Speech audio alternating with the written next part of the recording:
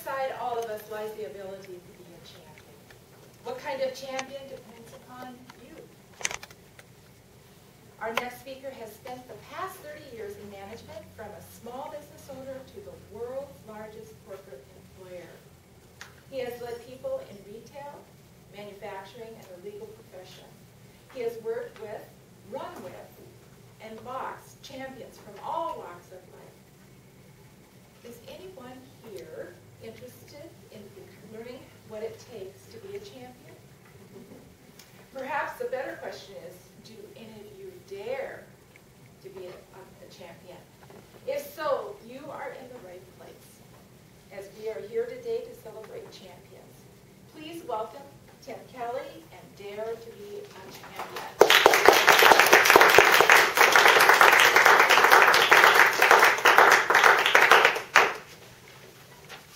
Champions create opportunities for success. How true that is. However, before you can be a champion, before you can create those opportunities, you must first make a decision. To be a champion, you must first realize what it is going to take, the effort that you're going to need to put in, the setbacks that you may encounter, and the sacrifices that you may have to make. To be a champion, you must first dare to be one. It's not easy. To be a champion takes courage, drive, and determination. A mindset that you're going to carry on to a successful conclusion regardless of the obstacles encountered along the way. Champions find ways to overcome and remove obstacles. Madam Toastmasters, fellow Toastmasters, I'm the type of person that likes to read. And a few days ago I stopped by the library and picked up a few books for this morning. The first one is The Ultimate Happiness Prescription by Deepak Chopra. In this book, it tells us how to find happiness, or if we even deserve it. It talks about principles for a life based on a sense of your true self, lying beyond the ebb and flow of daily living. The second book is 6 Pillars of Self-Esteem by Nathaniel Branden. In here, it states that personal happiness and economic survival rest on how well we understand self-esteem and nurture it in ourselves. Also, it says, nothing is more challenging to live by our own mind, judgment, and values. The third book I picked up is Flow, The Psychology of the Optimal Experience. This is by Mihai Csikszentmihalyi, if I got that anywhere close, but that's the way I looked it up. But this book defines the quality of experience and details how to reach a state of contentment and how to remain in that state. In these books are detailed instructions on happiness, on self-esteem, and on finding the optimal experience in life. If you do this and that, you will find happiness. If you do this and that, you will have high self-esteem. If you do this and that, you will achieve the optimal experience in life. Perhaps some of you have read one or maybe more of these books. I haven't read any of them. Nor do I plan to. And it's not because I don't believe there's not any great information in them.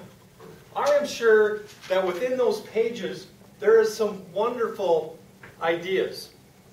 I'm not going to read them because I believe that these books are at the heart of a problem in America today.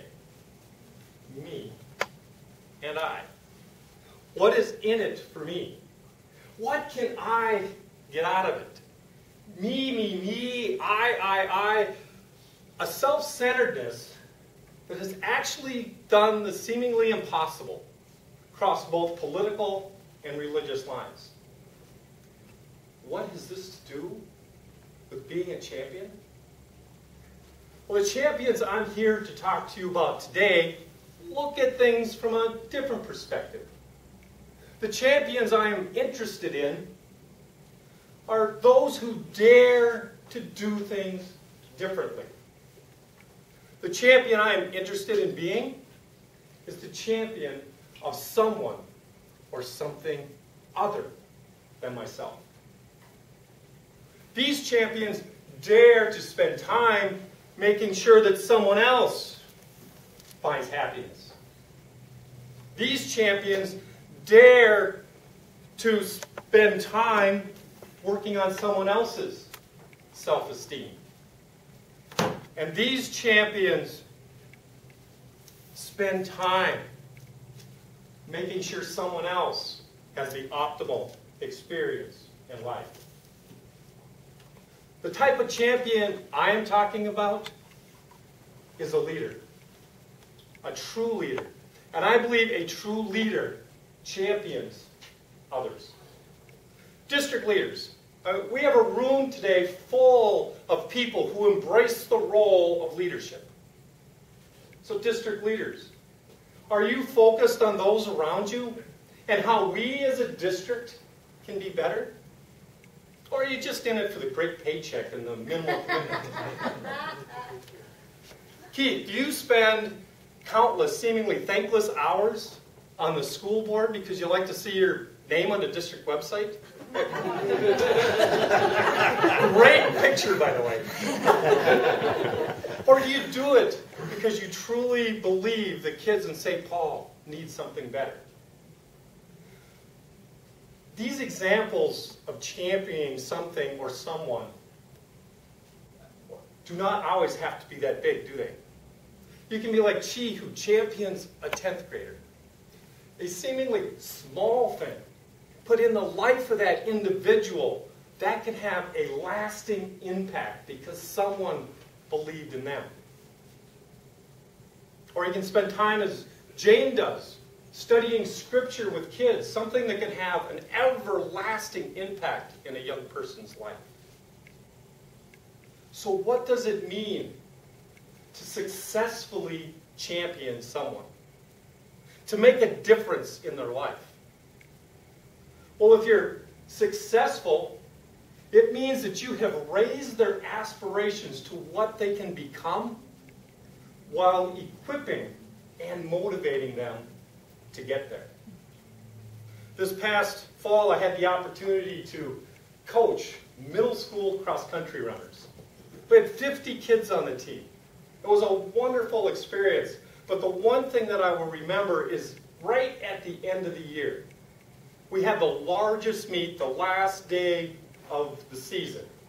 Something like 17 teams. There was 200 and some runners just in the boys' race. The day before, I challenged our number 2 runner. He finished second in every meet as far as on the team goes. However, at the quarter-mile mark, he was usually 6th, 7th, or 8th. And I challenged him and said, you know, from the quarter-mile mark on, you run faster than anybody in the race every single time. So I challenged him to get a better start, to get out there and get in front with the leader. In fact, our number 1 runner won every race all year. I challenged him to run. The kid went home and told his parents, who are marathoners, that he is going to go out in the lead. They looked at him and went, oh, I don't know if that's a good idea. In fact, I know he told his parents because his parents came up to me the next day and said, what did you tell our son? He also told all of his teammates that this is what he was going to do. He was fired up to get out and get a better start and see how well he would do. I was standing at the quarter-mile mark when the race started. When he came across, he was running side by side with our number 1 runner. But a funny thing happened. 5 other kids from the team went with him. 7 runners in the top 15 at the quarter-mile mark. In this race all year, we had 3 teams we had never beaten in any race, in any meet that we had. That day when the race was over, our top 5 runners, which is the 5 runners who scored, all were in the top 12.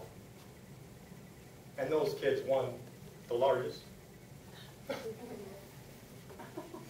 didn't think that would be a touching. But what role do you need to be in to champion someone? Obviously, a coach works. She is a mentor. How about a supervisor? Show me a supervisor who doesn't care who gets the credit, and I'll show you a successful leader. How about a parent, a mother or a father? What joy as parents do we have at seeing our children succeed? And now that I am one, a grandparent. That's kind of double that joy. How about a spouse, a husband or a wife? Picture a marriage where both are championing each other. Or a friend. What better friend can you have than someone who truly puts you first? Who is more concerned about your success and genuinely happy for your success? To champion someone, you must first listen. It's about them, not you. And what better way can we motivate someone than by listening to them? Second, you need to be humble. You need to truly want them to succeed and truly put their interests first. Humility is the foundation of all the virtues. Confucius. Ken Blanchard, who Caroline quoted earlier, stated in one of his books that humility does not mean you think less of yourself. It means that you think of yourself less. And third, you have to have a willingness to develop in others a will, the knowledge, and the capabilities that may surpass your own. As a district manager for Walmart, I strive to hire people that wanted my job.